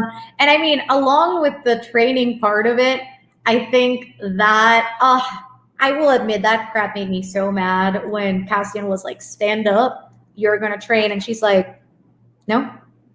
With everyone behind him. And it gave me flashbacks to Akamaf and Akawar when he was talking about how he'd never been respected by the Valyrians and how they never listened to him. And it just was so enraging to see Nesta defy Cassian in front of everyone and diminish him in a way that just wasn't like, it just solidified people's opinions on him and that he holds no power or say over anyone, including his own mate. I was so mad. I totally forgot about that. I totally forgot about the fact that he had said that earlier on. Oh God, that breaks my heart a little bit more for him. I know. Can we please talk about Thomas? I wonder why Nesta didn't tell Cassian about him. Maybe she's just not ready. I don't know. Like when I think about the Thomas situation, and again, like trigger warning for sexual assault, I I first was not expecting that from Nesta's story, and I think it again ties back to a lot of her like self-loathing and pain. But maybe it just wasn't her time to tell him. And like, this relationship is so new still. Like there's still so much stuff that they need to share with each other. It's like maybe down the line she will kind of confide on Cassian about that. I feel like, yeah, there's definitely still a lot more conversation and a lot more journey that she needs to go on. Because if it had been all in this book, then what would the future really hold for her? Like this, we didn't want everything to be tied up in a nice, neat, pretty little bow by the end of this book. There's still like so much work that I feel like Nesta still needs to do. Yeah. And Thomas, that whole thing with Thomas is like such a crucial, like crux of a moment for her, and it's just like. Yeah, like I feel like she'll probably just need like a little bit more time. Yeah. It's just a huge thing. It's her story to tell, even if she doesn't want to tell him. Like she doesn't have to. Like that's the other side of it as well. Like a lot of people, like when you're not comfortable about sharing a certain experience with someone, like you have to be comfortable enough with them to feel comfortable never to have to tell them, you know. And Cassian is like giving her this kind of protection or this feeling of protection where maybe she doesn't have to relive that trauma. Like she doesn't have to bring that up to heal. And sometimes you don't have to heal. And it's like really, yeah, I don't know, like as we say, like people heal in different ways. Maybe this is just another part of her confrontation to that is by not exactly ignoring it, but just maybe not giving it the chance to traumatize her again. Maybe that's the reason. Like I'm not too sure. Like I don't 100% understand what Nessa's going through, but I can totally relate and see what it is. But I just certain things like that I'm not 100% sure. Yeah, I just think again it's probably not the time, and she doesn't even have to if she doesn't want to. And again, the relationship is very new. Like when we finish the book, we barely even see them like have a relationship. It's like, oh, like that's my mate, and like now we're together, and like we'll see what happens next. But like we're taking this one step at a time, and so it's still all very new. And like it's like everything. You never truly get to know a person 100%, and you get there with time. Yeah. So there's that. Also, what theory about Truth Teller? A and B, Tamlin's daughter. What? How? Oh, that theory is wild. I have never heard this one before. But damn. I'd like that to make sense because that's kind of interesting. Yeah. I mean, she's a priestess. Maybe through Ianthe? I don't know. Oh. I don't know. Oh my gosh, we're gonna have to look into this. Yeah, I'm gonna have to look at like I've never heard this theory before. And this about Truth Teller being connected to Crescent City, somebody mentioned that Hunt's sword might be related to. I mean, if there's anything that this book solidified, that I mean, if you've read Throne of Glass, like you already know, but like all of these worlds are connected, so like maybe. I was gonna say I knew Throne of Glass and this one was connected, but is Crescent City connected to this one as well? Yeah, Crescent City. Yeah, Crescent City is mentioned in Kingdom of Ash. Yeah. Oh my god, that's so exciting. That makes me want to read Throne of Glass even more. Do you know how much? Yeah. You know, actually, I bought this today. I wasn't going to show it because I shouldn't have bought it, but I got the paperback edition of it with the sprayed edges. Even though I've already got the hardback of it, I got 2 hardbacks of it and the proof. But I got my fourth copy of. I got my fourth copy of it. It's so pretty. Like I love that. I love that. I don't know why, but it's like one of my most owned books now. I've got 4 copies of it. I don't genuinely know why. I gave it 4 stars. But again, as I think I mentioned before, like there's something about that I loved. Anyway, yes. Ooh, I love Little Mermaid. A Little Mermaid retelling. I mean, I can see it. I feel like I know. So I don't know who said this. I heard this like every book in ACOSF is like a different retelling, and I'm like, which ones? Please tell me. I'm like, what? Tell me, enlighten me. We humans in those books are so dumb. Send hell. I mean, humans are. I mean, we're oblivious to everything, so we don't. Yeah, really know. We're pretty much useless. Yeah. A crown, a mask, and a harp. I will say, when freaking Nesta walks in at the end to say Feyre, wearing all 3, in my mind, I had the most ridiculous picture of, let's say that my glasses are the crown, and then I don't know, then I have a mask on, and then the harp, she just comes in like, Looking adult. I literally had the silliest picture in my head. I was like, she looks ridiculous right now. How else would she look? Yeah. I don't. She must look ridiculous. But how else would she look? Yeah, she would have to look like that, right? Because that's me. Yeah. Because like the description in the book is like she comes in looking so serious and like playing the harp and the music. It's just like. And I see staring at Feyre. I can just imagine her like walking into the room and just it looks so ridiculous. Ridiculous. So, low-key creepy as well if she did that. I know. I will say though, I cried a lot in that scene. If you watch my vlog, I was bawling. I was literally just crying so much at her being willing to give everything away for her sister and just being like, take it all, like I give it all back. And then like the mother herself saying like, go live, Nesta. Oh my God, the tears of just the mother herself just talking to Nesta and seeing like, which is so interesting to me. And I really want us to explore that more, like the direct connection between Nesta and the mother herself, and like the mother allowing her to keep an ounce of her power is so interesting to me because there has to be a motif behind that. So yes, it's going to have to play. I think it's going to play into something a lot bigger, with some kind of thing that Nesta's going to be like a huge. Well, in fact, all the sisters are going to be a huge part of. But yes, honestly, it was all of that. It really did reinforce my idea that Nesta, as much as she has like been traumatized in the past and how much like personal trauma she's had, she is first and foremost going to die for her sisters. That is the hill she would die on. Like she is fundamentally, her huge part of her identity is she's a sister, and that is one of the best things about it. But when when she says I love you to Feyre, and like they have that moment. But yeah, she was willing to give everything up for her. And sometimes, like, especially in this book, like, does Feyre deserve it? Like, you know what I mean? But like, she knew the finality of it. If she would never see Feyre again, like she can have problems with Feyre, she can butt heads with Feyre every now and then, but to never be able to see her ever again, it's like that moment when she realized that, and then she was like, "Yeah, I've given everything up for her." And it's just like, yeah, but also part of me is a little bit resentful again because I'm like. Again, this is supposed to be Nesta's story. Like, why does she have to be the one to give something up for her sister? Like, why can't it be the other way around? Like, why? I don't know.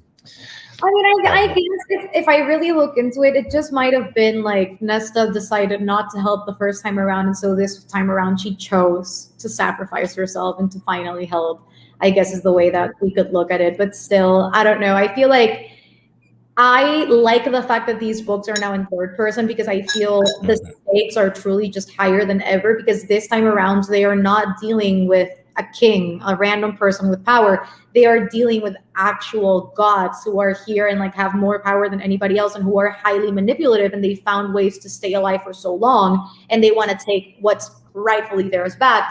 And so I like the fact that they're in third person because also I just need something else. It was Lindsay's comment. I just need to see something beside the Night Court. I need to see something beyond these relationships, and I need to start seeing real conflict. And I feel now that we've met Koshi and whatever is to come, I feel like things are going to get insane. Oh yeah, I'm extremely hyped for the next book. Extremely. Like this one did such a good job at making me really excited for what the future can bring. Yeah, I agree. I think. And that's why I guess I enjoy books that deal so much with like godhood and like deities. It's just so interesting to see how the fight will take place with people who have powers versus to these people that are like almighty. So I think this time around, again, the conflict is going to be a lot better than just a king who you can literally just behead and he's dead. So yeah. Oh my God, but that moment though when Elain does it, I was literally, that was incredible. I mean, that is factual. And then when Nesta just grabs the head and stares at it, iconic. The illustrations for that, incredible. Just 10 out of 10, 10 out of 10. Yeah. I can totally understand she didn't want to try and embarrass herself in front of everyone. I get it too. But it's just, given the context of Cassian's relationship with the Valyrians, it was just, why am I saying Valyrians? Illyrians. Oh my God. Valyrians, Valkyries and Illyrians like mashed together. I guess. I totally have been saying Valyrians this whole time. What is wrong with me? I've not corrected you.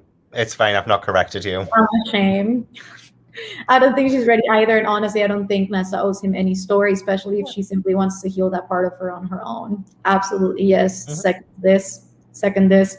I love the friendship moments in the blood rite, but it was so unrealistic. I mean, it's a fantasy. It's not meant to be realistic. You're not meant to go up a mountain and kill 10,000 people in order to get your ranks. Like, you know? Yeah. That's the way I look at it. It's what I took away from it, as unrealistic as it might have been. Like, what I took away from it was that resilience, and what that's going to do for her in the future is that she's got all the strength in her now, and hopefully in the future as well, with like her just having an ounce of her power left. Maybe it'll be a case of her never having really needed that power. It was all just her all along, and I just love that kind of idea that it's Nesta herself. And even just like, as much as I'm saying like Feyre's being like a right pain and stuff, I would love also to see that power come from within as well. And Elain, I want them three to just boss everyone. I really do. Yeah. Also, this is interesting. I didn't know there was an ACOSF bonus scene where they talk about this. Interesting. The guy that helped Nesta in the blood rite is coming back in the next book. I'm guessing if he's alive, yes. Maybe, mayhaps. I don't know about that. Mayhaps. But also, it's me looking too much. This is me looking too much into it, where reading the book, I thought that, you haven't read Throne of Glass yet, but for those of you who have, I thought Nesta's power was so similar to Aelin's. And it sounds so ridiculous because I don't think it's ever going to happen. But could you imagine a book where all three just come together for some reason, or when they kind of like breach and can travel between worlds and universes? I'm thinking like Marvel. I'm sorry. Avengers Endgame, and it's going to be like all of the characters from Thorn and Glass, Crescent City, ACOSF. That would be incredible. It really would. But yes, Tamlin did sleep with random women during Cal and Mai. Yes. And I mean, he's undoubtedly slept with other women probably before that too. So there's that. Doing our Throne of Glass buddy read, Gav. Yeah, they're buddy reading Throne of Glass on the Patreon. Have you seen how much I have to read usually? Like if it comes out of my Play Your TBR right game, because I do have the whole series on one slip. So if it comes out, I'll have to read it in however long I give myself, maybe a week. So yeah, I'm not a big fan of the cover, but it's honestly much better in person. Copy. It's weird. Yeah, it's more like, it's very simplistic. It's like a total contrast to the hardback version of it, which has a lot going on for it. But what I'm hoping for is that when all of them come out, I can just have them all like, and they're all different colors, and they all have sprayed edges like that. You know. Gavin, that's want to get one now. For what? For no reason, Gavin. I'm not gonna pay £12 shipping again. I'm not gonna do that. Oh God, no. No, gosh, don't do that. I'm not gonna do it. It's the UK paperback, not just Waterstones. Only America can you get with the art. I mean, it looks like an art. I mean, it does look kind of cool. If I print a little something in there, it'll be like advanced reader's copy. Just bullshit my way through it. Cheeky. Always. Elain, Rhysand, the Archeron sisters against Thanos in book 12. Yes, I'd love to say it. Oh my God. Yeah, I know. Valyrian is from Game of Thrones. Oh, of course it is. Oh gosh, I forgot about that. All over the place. All over the place. SJM has been talking a lot about how these worlds are connected, and this woman does not say anything just for nothing. So maybe because we see it in Kingdom of Ash. It's like it happens in Kingdom of Ash. I'm just waiting for it to happen somewhere else. You're making me so hyped to read Kingdom of Ash. I feel so left out. But honestly, I feel like she knows, like Sarah J Maas knows that people will go crazy if she had all of these worlds connect in one book. She knows that. She's waiting for the right moment to drop that. Exactly, the Maas cinematic universe. I just had a war flashback. Because again, I read this book so long ago, so like it's easier for me to talk about like the characters and like the most like prominent events in here. But that one moment where Gwyn brings up the book about the Valkyries and how like the priestess is now making a new edition and now how they're in the book and how they go, our story is worth telling. We are in a book. We are in a book. I just remember, I don't know why I just remembered that. And I just, the tears, all of the tears. It's just so good. The friendship in this book was just, I can't Is stop. it the best? It's Is it better than any friendship in any Throne of Glass book? I know. I love this book so much. I honestly do. But yeah, I don't know if there's anything else that we want to say before we wrap up because we've been going at it for an hour and a half. As usual. As usual. This is a whole ass sprint right here. This is how we get our kicks. Yeah, I know, right? I don't think so, because even I'm just like looking at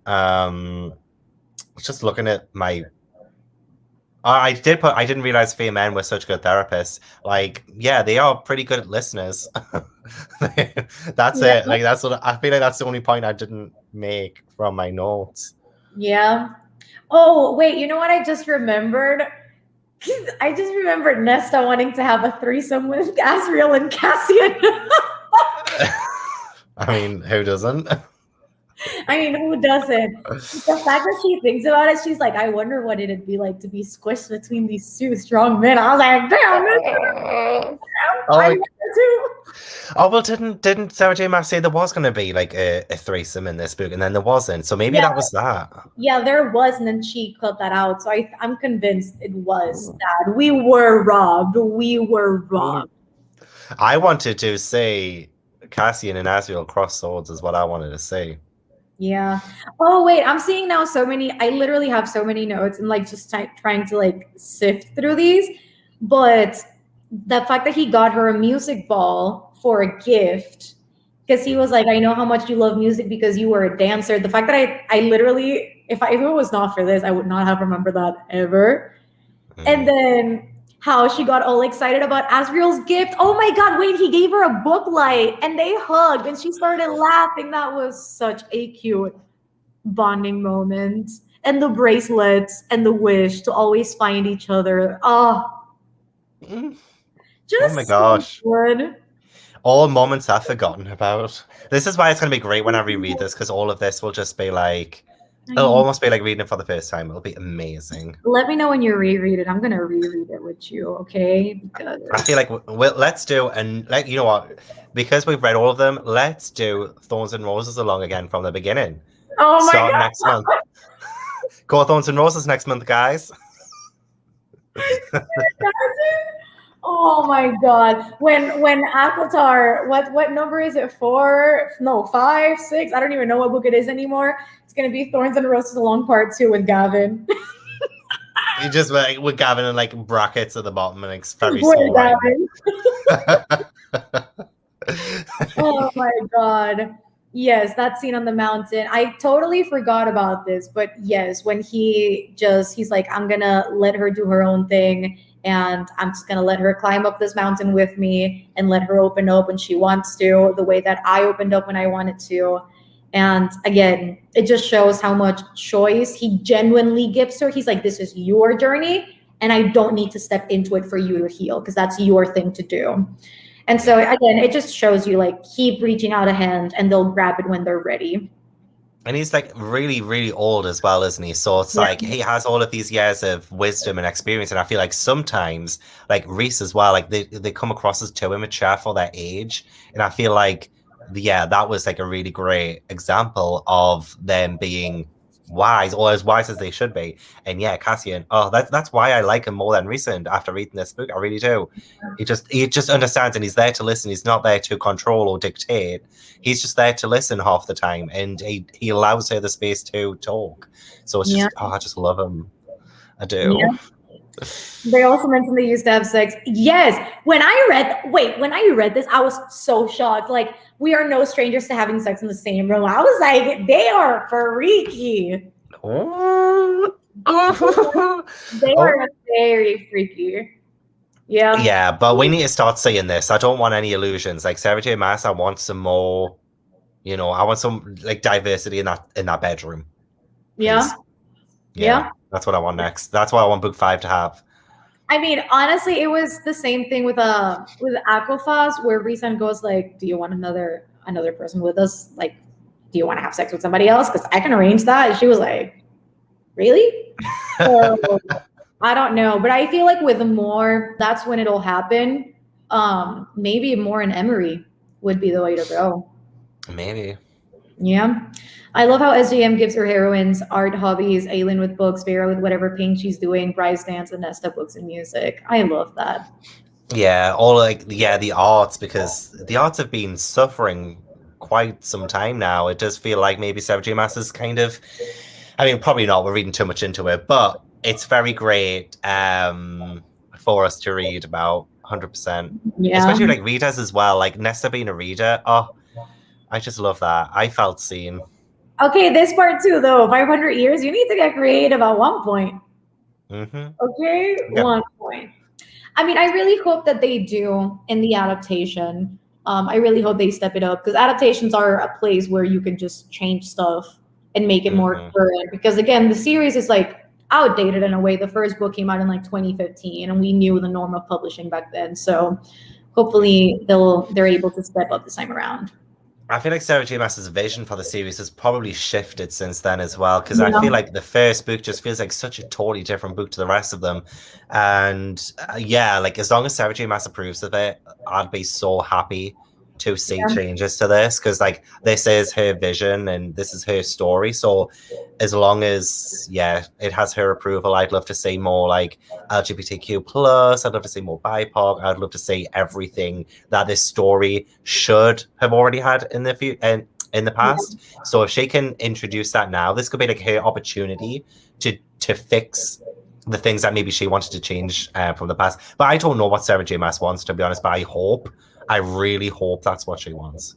Yeah, I agree, especially when you look at characters like Helion, who's like he I don't know if he's pan, if he's bi, if he's like I don't know, because it's like never explicitly said, but seeing that on the screen would be a lot better, because again, it's just time for us to see it on the screen. And again, I think the fact that she's so involved in the project gives me a little bit of peace in the fact that it's probably going to be great. It's just those casting choices and like plot points that just need to be added.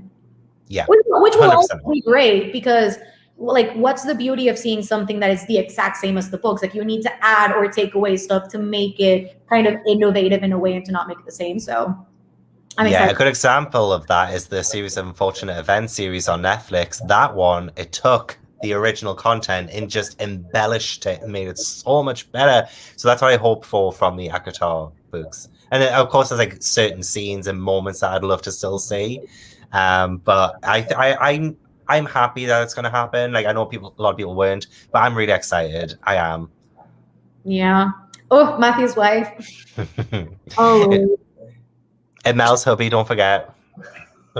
Always. Okay, look at our names. Don't forget it. Never forget it. Don't forget. Hopefully Elain will have a personality in the adaptation too. We shall see. Oh wait, Ron Moore is the same person as Outlander? Oh, I love the first season of Outlander. Yeah, the first season of Outlander was great. So I haven't watched anymore. So I think I just watched. I think I got up until like the mid-season finale of Outlander, like way back when. But I was really into the show, so I have faith. Me too.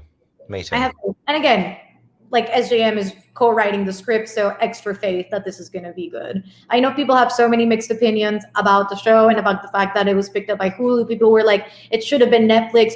Netflix ain't gonna mess with my series. Gonna mess with my series, okay? Those shitty ass special effects can go elsewhere, not on my series. Exactly. And plus, won't it go on Disney Plus then if it's with Hulu? Because like, isn't Hulu Disney? They got the Disney budget. So I'll be able to see it. Yeah, they weren't my first choice. I mean, definitely would have loved for it to be like, adapted by HBO, but that was never gonna happen. Oh, that's another show, the HBO show True Blood. Like, I used to love the Suki Stackhouse books, but True Blood was like phenomenal. I love True Blood back in the day. I think if HBO would be able to pick up anything, it would probably be Throne of Glass instead of ACOSF. And I'm kind of there for that. Yeah, because they can make it. Yeah, they might make it a bit more adult, I guess. Yeah. Then, yeah, that would be really interesting. Yeah, and so there's a lot of bloodshed. Wait, I hear a series of unfortunate events. Rachel literally got here at the perfect time, and also the most imperfect time. I gave the first book 3 stars. She's gonna kill me. I mean, the books. I think I gave the first book 3 stars. I didn't. There's so many of that series that I don't really like, but then there's some that redeems it, and I'm just like, it's such a up and down thing for me. But overall, great series. It wasn't what I was expecting. No, same. And I never got past book 5, I think, when I was younger. Yeah. But there's some where I'm just like, what? Like, there's some like really random ones. Some that just. But yeah, I love the TV show. Don't get me wrong, I love the TV show. Yeah. Also this. Yeah, also this. Ugh. Freeform. Like, I'm just going with it. Oh God, no, not Freeform. No. Bit of ABC Family up in here. Yeah, no, we'll accept Hulu. We really do. It'll be fine. I think with good screenwriters and SJM involved, she won't let the project go to crap. Hopefully, because I mean that's the issue with a lot of adaptations is that they just hand over complete power and say over the project. And they're like, I trust you. You do what you want. It's not how that works, honey. It's your baby. Make sure that it's good. So yeah, peace of mind. Also, True Blood. I was Team Eric the whole time. Oh, same. Like, oh my God, like you were done dirty. I appreciate Stephen Meyer as an actor, but Bill was honest to God dry AF. Like I just could not. Boring as hell. Oh God, Eric Northman though. Was that his name? Eric Northman. I think it was like something like that. But oh my God, him and Pam were like 2 of my favorite characters. Yeah. Oh my gosh, incredible. Yeah. So sorry for changing the subject. Honestly, that's what we do here, chaos.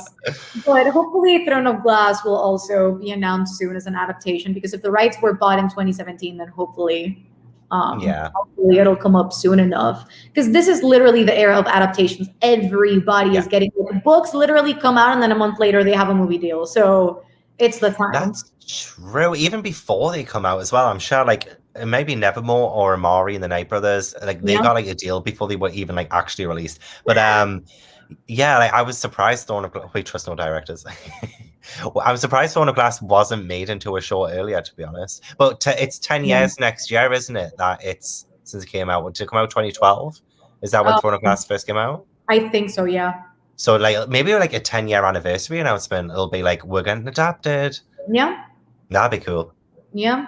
I mean, SDM holds all the power to hold like 2 series at the same time. I can see that happening. I mean, CW has some questionably good shows. I mean, season 1, episode 7 of the originals is fantastic. Bloodletting. We've been over this, but I don't trust them with special effects, and ACOSF has a lot of those. So it's just like the special effects part, like, because screenwriters can work anywhere. So like, that's not my issue. The issue is like, you need to have the budget in order to carry out the project. And CW doesn't hold the power to have that many special effects. And they'll end up making a musical episode in like every season. And like I really don't want an ACOSF musical. No. No. Maybe if we had like a thing about dicks and fucking in the sky, no thanks. I mean, I kind of do. There's up in the sky. All terrible dicks up in the sky. What's this falling on my head? I'm not me twisting into the woods to fit. Oh my God. The shame. I really need to end this live stream. To be honest, I'm surprised we talked as long as we did, but we had a lot to say. And we're kind of just ended in a big chaos there. I'm so ashamed I said this on a live stream. Anyway, y'all, this is where we're gonna end it. That's how you know it must be ended. So thank you everyone for joining. Thank you, Gav, for being here. As always, you're incredible. Great discussion with Gavin. Honestly, I just want to have as always. I love this. So thank you for joining, my dear husband, the love of my life. Oh, I'm loving my life. Thank you so much for inviting me. I'm glad you wanted to end this read along on a high. and we are just, I mean, I didn't join it. I'm sorry, but I'm just so happy to be here. And be here and be an imposter. Look, it's fine, yeah. you're good. You're here. That's all that matters. Okay, that's all that matters. Also, Brittany, yes, I am vlogging a Discovery of Witches. It's in a weekly reading vlog, so you'll get my thoughts. Yes, it's happening. But yes, thank you to everyone who joined today and just in general for joining the read along. It was so much fun.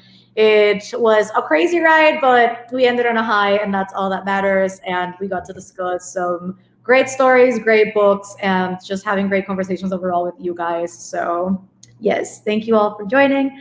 I love you all. Thank you, Gav, for being here. And we shall see you on the next one. Okay, cool.